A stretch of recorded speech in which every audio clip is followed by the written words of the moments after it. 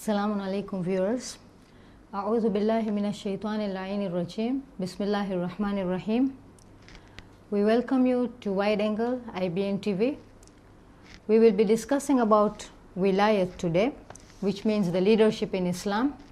We have with us here Sheikh Shafiq Huda from Kitchener, Canada, and he will be guiding us on the concept of Wilaya, on the concept of leadership in Islam. Inshallah.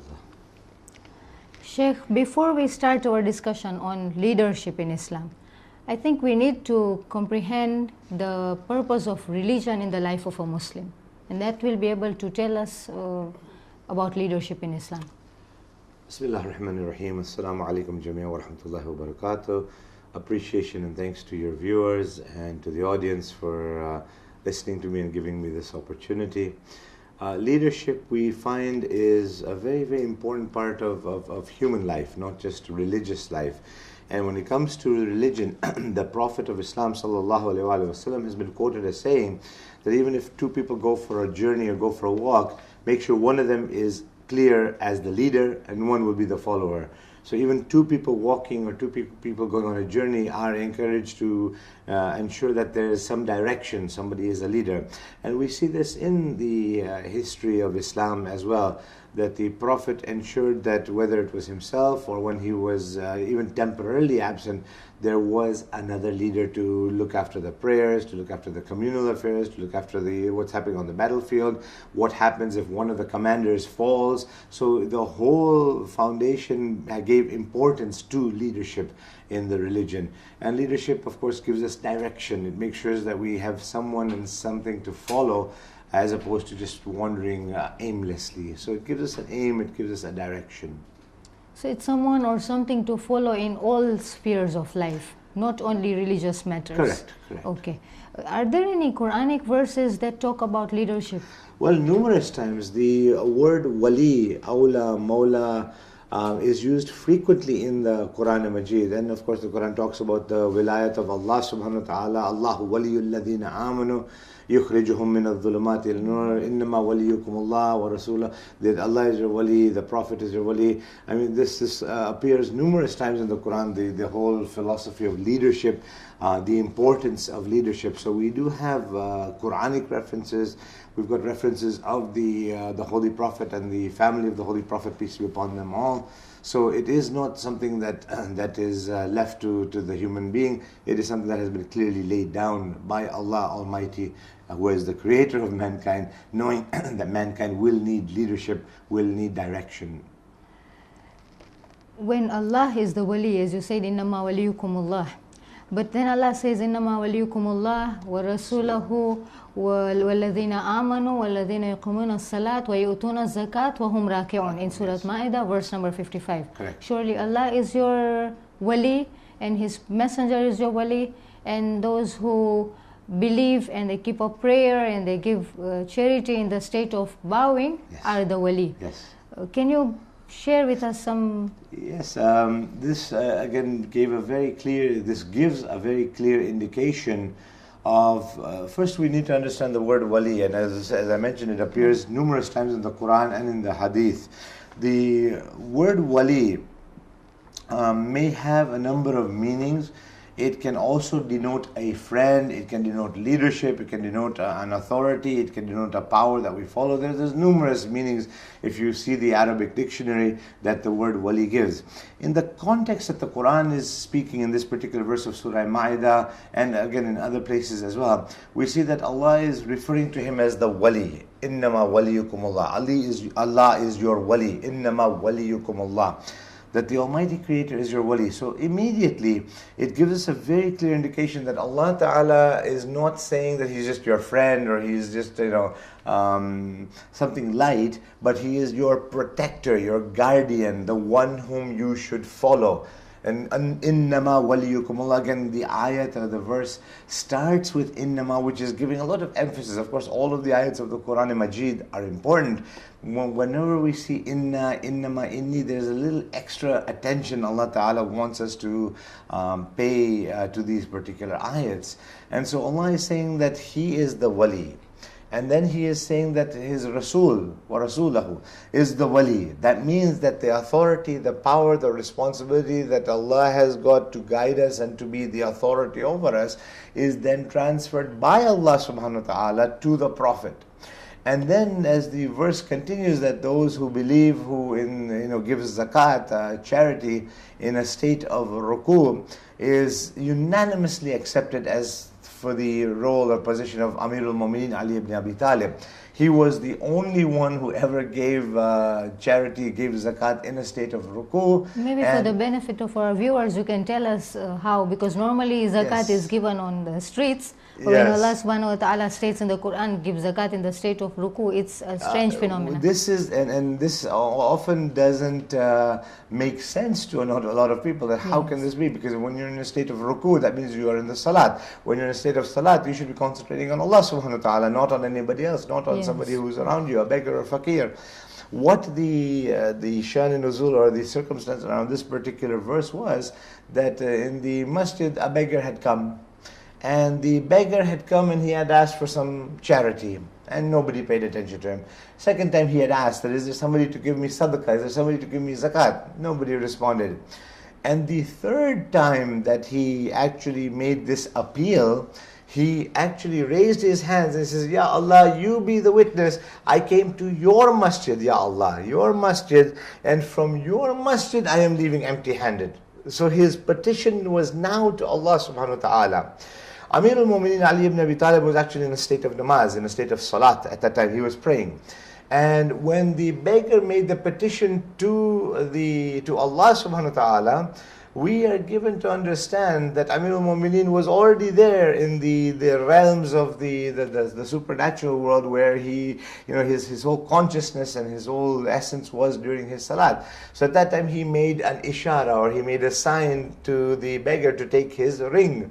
And when the beggar saw this, he took it, and that was when this verse came down. So in a state of ruku, when the beggar had appealed to Allah, it was at that time that Imam Ali gave the zakat, or the ring, in the state of ruku. And that's when this verse had been revealed to the Holy Prophet of Islam. So it actually tells us who the Willy is after the Prophet. Absolutely, it is very specific, and there seems to be no difference in the commentators of the Ahl Sunnah or the Tashayyun. The Shias and the Sunnis both are unanimous that this is referring to Ali ibn Abi Talib. There's no mention, because even when Allah is mentioned, Rasul, of course we know it's Rasulullah, Hazrat Muhammad sallallahu alaihi wasallam, even though the name is not mentioned. And of course the Wali, the third Wali, is that of Ali ibn Abi Talib alayhi wasallam. So the name doesn't need to be mentioned, but the circumstance tells us that this was Ali. And one of the interesting things in Islam, in Muslim history, after this verse was revealed, was that sometimes companions would, in groups of two, decide amongst themselves, I'll do my salat, you give me zakat, or you ask for zakat, I'll give you. Maybe a verse will come for us as well. Maybe we will become the Wali. And of course, we know that no other verse for anybody else came except for Ali ibn Abi Talib, this particular one of Surah Ma'idah. As you say, the word Wali can mean a friend or some authority. When the Holy Prophet ﷺ was coming back from his final Hajj in the year 10 AH, when they reached the pond of Ghadir, that's where he gave a long sermon. And the Prophet, one of the phrases of his sermon was, Alastu awla bi anfusikum. What does this phrase mean? Probably that will guide us towards the correct meaning of the word Wali. Absolutely. When the Prophet was asking them that, am I not an authority, or do I not have more power over you than yourselves, anfusakum, than your own selves? And this is very symbolic of the meaning of the word Wali in the context that the Prophet is using it. When the Prophet, if you look at the circumstance under which this hadith was narrated, or this question was posed, the Prophet brought everybody together at a place called Ghadir Qum, and at that place it was very hot. It was the afternoon time, so it was scorching heat, and basically he tells those who are ahead to come back, those who are behind to come forward, those who had already started going on their journey to come back to this place. So in order for the Prophet to make them go through this, what we might call inconvenience, is very clear that what the Prophet wanted to say was extremely important. And for him just to say that, am I not your friend, more than you are your own friend does not make sense, even though the word wali, awla, awliya can be used in that context. In fact, in some of the ziyarat of Imam Zamana, Ajjallah Ta'ala Dhuhr, we are saying, Ana maulaka, I am your maula to the Imam. Of course, this doesn't mean I am your master to the Imam. You're saying, I want to, or I am your friend, maula. And so you find that the meanings may have the context, and they may be context specific. So here the Prophet asking them is indicative of the fact that he is telling them, am I not having more control over you than yourselves?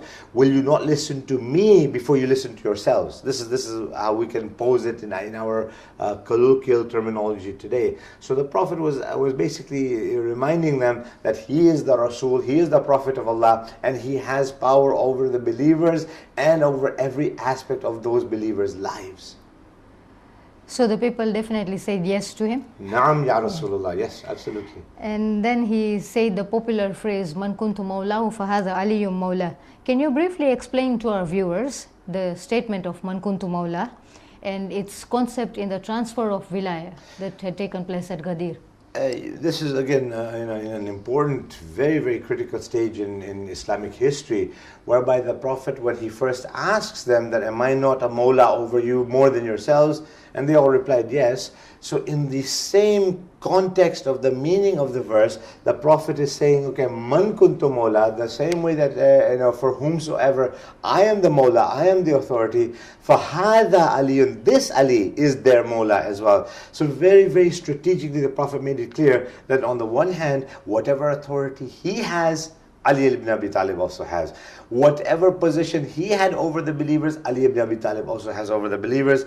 And also, he made it clear by saying, فَهَذَا عَلِيٌّ مَوْلَى. There must have been a number, not any Ali. All the Alis could have stood up and said, well, maybe the Prophet was talking about me. He made it clear, فَهَذَا عَلِيٌّ مَوْلَى, that this Ali, who I am lifting right now, this Ali is your Mawla, not anybody else and not any other person just named Ali. And how did the Muslims react to this? They all came to congratulate Ali ibn Abi Talib. They came and gave Mubarak, and we have got references of even Umar ibn Khattab, Abu Bakr coming and giving their congratulations and their Mubarak and their praising of Ali ibn Abi Talib. Only one person was just questioning, whose name was Harith, and he just questioned the Prophet that, is this really from Allah, or did you just tell me this? And he was about to say that, he was about to finish the statement that if it is from Allah, may a punishment from the heavens come to me. And he did not even finish the statement when a rock came and hit him, and he was the only person to actually die in Ghadir Qum and didn't make it back home, because he questioned the Prophet, and he questioned whether this was really Allah's revelation or not. So the response of the Muslims at the time was one of being elated at the Wilayat announcement of Ali ibn Abi Talib. Okay. What transpired after the death of the Holy Prophet, it is known to anybody who has studied Islamic history, and it is not the scope of our discussion today. So we will not go further. History, yes, but we know that when Imam Ali alayhi salam was assassinated, he was the Khalifatul Muslimin. Correct. And he secured the position of a political leader as well as a spiritual leader. And from that we know, and from the verse of Innama waliyukumullahu wa rasulahu, we know that Islamic leadership is a leadership where everything comes under one umbrella. Yes. Just like Quran says that liyudhhirahu ala dini kullih, that Islam will be proceeding over all other religions. Yes. So that is a Quranic statement. What can you tell us about that?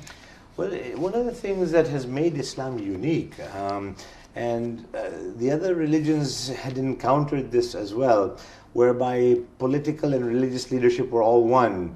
And eventually, because of the abuse of power by the religious authorities in the church, for example, they began to separate church and state. Until today, there is a very clear message that the church has no role in the state and the state has no role in the church, and the issue of secularization or secular society has become more and more propagated, whereas this was not the case in Islam. it is still one. We are always reminded that the leader that we vote for, or the leader that we select, or the leader that we choose to lead over us, one of the most powerful, important, necessary, required prerequisites of that person should be that they have taqwa, they have the fear of Allah, they will be just, they will be dealing with the people in an honest way and with integrity. And so it should be the best amongst the people, the most knowledgeable, the most pious, and the most just amongst the people, who should be given the position, or who should be elected to the position of authority. And when somebody in an ideal Islamic society is the authority, is the political leader, he would also be the religious leader. Like the early Khulafa, they also led the Salat, they also led the prayers by virtue of their position, whether rightly or wrongly, I don't want to, it's beyond the scope of our discussion right now. So when Amir al-Mu'mineen alayhi salam was the temporal Khalifa as well, his spiritual status was already there right from the demise of the Prophet of Rasulullah sallallahu alaihi wasallam. So the political authority, when the people of Medina, after the assassination of Osman, came to him, this was their realization that there is nobody better, more qualified than Ali ibn Abi Talib to not only look after the spiritual leadership, which he was already doing, but now even the temporal, political, or the material leadership of the people. And when the first Salatul Jamaat was recited, some very prominent companions of the Holy Prophet actually were quoted as saying that now today we have recited the Salat we used to recite at the time of Rasulullah. So you can imagine what had transpired in these 24 years that caused very prominent companions to say we did the Salat that we used to do in the time of Rasulullah with the Khilafat of Ali ibn Abi Talib alayhi salatu wasalam. There is a hadith from a Ma'soom which says that two groups of people are very important in a community, the fuqaha and the umara. Yes. If the leaders and the faqih are on the right path, then the ummah will also be on the right path. And if they go astray, then that means the ummah also. Yes. Unfortunately, Imam Ali alayhi salam was the political and the spiritual leader, but after him no other imam attained that position. That's right. In the absence, not absence, because the imam is not absent, yes. Let me correct myself. In the physical absence of the imam of the time, is this wilayah still continuing? It, as you rightly mentioned, sister, that from Amir al-Mu'mineen's time, there was a very brief period where Imam Rada was supposed to be the Wali Ahad, or the heir apparent of the Khalifa Ma'mun, which of course Ma'mun never let materialize. So and we Imam, Yes. Imam had also made a condition that he is not going to involve himself in any political matters. And the Imams were clear, It was quite obvious that he was there, but everybody knew that he is not concerned with the decisions that the government takes. Exactly. And because some students of history will say, well, how can you say that only Imam Ali, Imam Rada also? So I'm glad you did clarify that. Thank you very much for that. So when you're talking about the present day, we are actually now living in an era where another development has taken place for the community. And of course, like any other faith group, there is a natural evolutionary evolvement that takes place, and a growth that takes place. And we see that today also we've got our Maraja, the senior scholars in the Muslim world, who interpret and deduce Islamic law and Islamic Sharia for us. And this was something that was actually laid down, and if you wish, I'll be happy to give you a couple of references. The background and the references, because when the 12th Imam was going into what you mentioned, the physical absence, or what we will refer to as ghaiba or occultation, because occultation doesn't mean disappearance. It's not the Imam has magically disappeared from us or is gone. He is still around. He is on this earth. Contrary to what some people feel, that he is still in this world. He has not been taken away and put into heaven like Hazrat Isa or others who are not physically in this world and who don't have access to this world. The Imam is not in that position. So when the Imam was actually going into his occultation, Initially, in the year 260 Hijri, the Imam was born in 255 Hijri.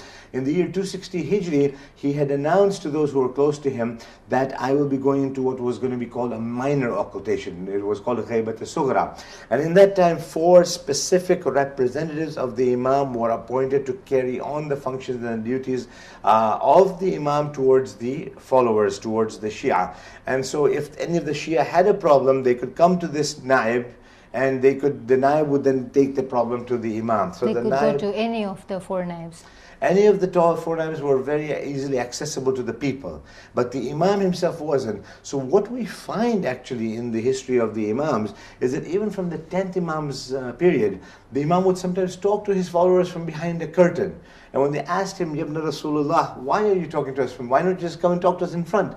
The Imam replied, because I don't want you to be shocked or surprised when our Hujjah, our Qaim, goes into Ghaibah and you will not be able to speak to him directly. He will be speaking or communicating to you from behind a veil, behind a curtain. And so from the 10th Imams, then this was the generosity and the kindness of the Imams, that they prepared us, they cushioned us for what was about to happen. The 11th Imam, significant part of his Imamat was in the prison. So he didn't have easy access, or the people didn't have easy access to him. So when the Ghaibah was taking place, the initial period was one of the 4 Nawabs, or the Naibs, or the representatives. Just before the last one's departure, the Imam actually wrote to him and said that within 6 days you will die. So there were 4, one after another. One after, not 4 at one time. There was one, and then the Imam told them, okay, now you will be passing away, appoint so-and-so, and then the third one. And in fact, one of them, Hussein ibn Ruh, is the one that we address when we are writing a letter to the Imam. And we're bearing witness that you were the pious representative of the Imam, and that you will take our message to Allah, and that, just like the Quran says, that you are not dead, but you are getting a rizq from Allah, and you are still being sustained by Allah subhanahu wa ta'ala. So it was just to the 70 years after that, in about 369 years later, in 329 Hijri, that the Imam had basically told the last Naib that after you there will be no more Naib Khas. Now there's 2 types of Niyaba, or 2 types of representatives of the Imam. One is known as Naib Khas, which these 4 representatives had in their respective times and their respective periods. They were directly appointed representatives. They could meet the Imam whenever they needed to, whenever they wanted to.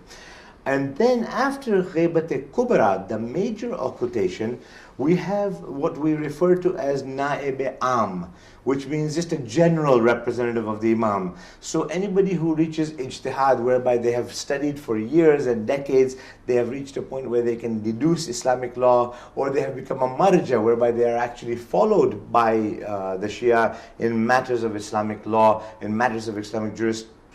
Somebody who is a hakim al-shara, an authority on the sharia, somebody who is a qadi, a judge in an Islamic environment. All of these are referred to as Naib Imam, the representative of the Imam, but they would be in the category of Naib Am, a general representative.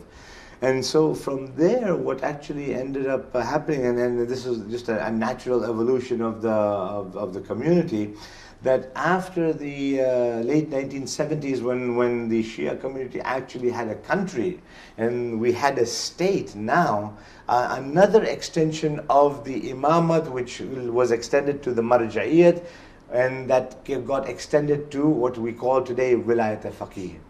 And so there's been this connection that the Wilayate Faqih is our connection to the Marja. The Maraja are of course there all around us.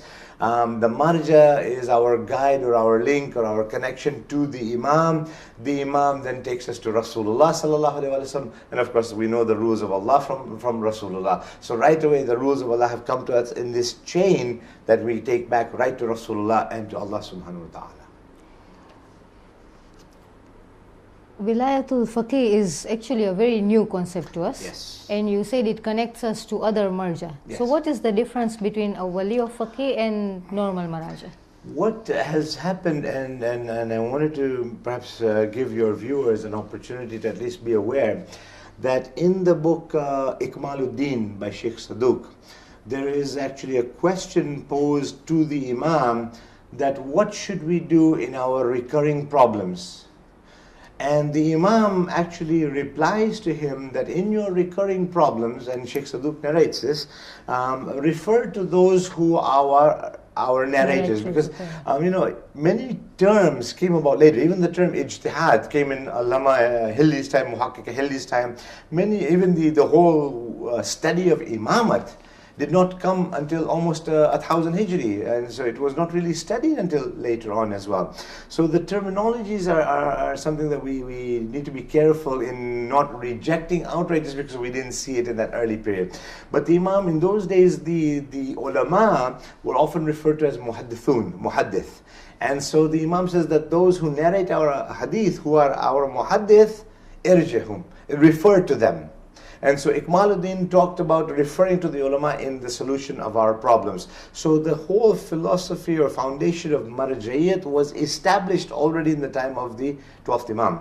In the book Biharul Anwar, Allama Majlisi narrates again from the 12th Imam, but slightly different wording, in which the Imam was asked that what should we do when you go into occultation, to whom should we refer to in our problems and our issues? And of course, problems also refer to the religious problems. And in that one, the Imam is quoted as saying that those who have given up their desires, who narrate our hadith, and who have, you don't see the worldly attachment, the Imam says, yuqalliduhum, do their taqlid or follow them. The wording is very clear. And this was actually painted in Masjid al-Jamkaran in a very large mural. Unfortunately, because of all the changes that have taken place in Masjid al-Jamkaran, this has been, that building has been broken down, and the masjid has been expanded. But the Zawar, or the visitors who had gone to Qom and who had gone to Masjid al-Jamkaran, would have seen that beautiful hadith narration of the 12th Imam that Allama Majlisi in his Bihar has done. So these two references have given us an understanding of marja'iyat, that we should follow an expert in religion when it comes to religious issues. The same way that we follow a doctor when we get sick. If we need to know how to build a house, we go to an architect. If we have legal issues, we go to a lawyer. If we want to know how to cook something or how to prepare food, we go to a chef. So we do different kinds of taqleed, and we have different marja, if you want to call them that on a general term, that the doctor is a marja because people refer to him. He's a source of reference. The marja is like the focal point of the community when it comes to the religious issues. But the doctor is a kind of marja where people who are sick refer to him and turn to him. What does the word marja mean? Marja is from irja, that the one to whom people refer. Okay, and that's why the Imam says irjahum, that refer to him, to them. Okay, so the marja is from that same root, that someone to whom people refer. If you can imagine a wheel, and you have the axis of the wheel, and the wheel turns around the axis, the fulcrum, the focal point is what would be called the marja. So everyone circles Imam Ali alayhi salam talks about this in Shakir. Yes. That people did not realize my position. It was like the axis to the grinding mill. Yes. So that the same authority is possessed by very the clear. This is just an extension. In fact, and people have often asked, what is this ijtihad, this process of learning, being a mujtahid? What is what foundation or basis do we have? But right from Imam Hussein's time, if you see his letter that he wrote to Habib ibn Madahir, and a companion, a friend of his, and instead of saying to Habib, my friend, my childhood companion, he didn't write that. He says, Min Hussein bin Ali ila rajulun faqihun mujtahidun Habib bin Madahir. So he actually, Imam Hussein himself, in his, we usually use this in Masaib, but the Imam actually referred to Habib as an alim, as a faqih, as a mujtahid. So it is not that the whole concept of ijtihad was not present in the time of the Masumin. But I often give an example to my students that, for example, when the sun is out, you don't see the moon. When the full moon is there, the stars get overshadowed. The full moon is what everybody's focus is on. It's the majesty of the moon in that daytime, in the nighttime. And in the daytime, it's the majesty or the grandeur of the sun. The stars are overshadowed. But when the moon is not there, then the stars are noticed. And people notice and recognize the stars. So you can imagine that the Prophet could be like metaphorically like the sun. The full moon was the Imam, which overshadowed all the other stars. the ulama, what we will call the maraja or the mujtahideen, are like the stars. And the stars get overshadowed, but if the moon is not there, as in the case that we have now, the Imam is in occultation, then the stars are shining brightly, and that is what metaphorically, we now are looking at more closely and clearly. So the whole foundation of ijtihad was laid down by the Masumin themselves, because they knew that a time will come when people will have problems, technological advancements, spiritual advancements, religious advancements, and so people will need to refer to somebody, but to whom? Somebody who has dedicated their life to Islam. Okay. I think we need to conclude the show because we have finished on our time, but we will continue again next week. You say in the absence of the moon, the stars are giving us their light. Yes. They are brilliantly shining. Absolutely. And we pray for all those stars. But at the same time, we also pray for the Imam who says that I benefit the Ummah like a son benefits by staying behind a curtain. So we pray for his zuhur, inshallah. Allahumma ajil li waliyika al-faraj. And this brings us to the end. Next week, inshallah, we will continue with more details on Wilayatul Faqih. Yes, inshallah. Wassalamu alaikum wa rahmatullahi ta'ala wa barakatuh. Jazakallah khair. Thank you very much, and thank you to the viewers.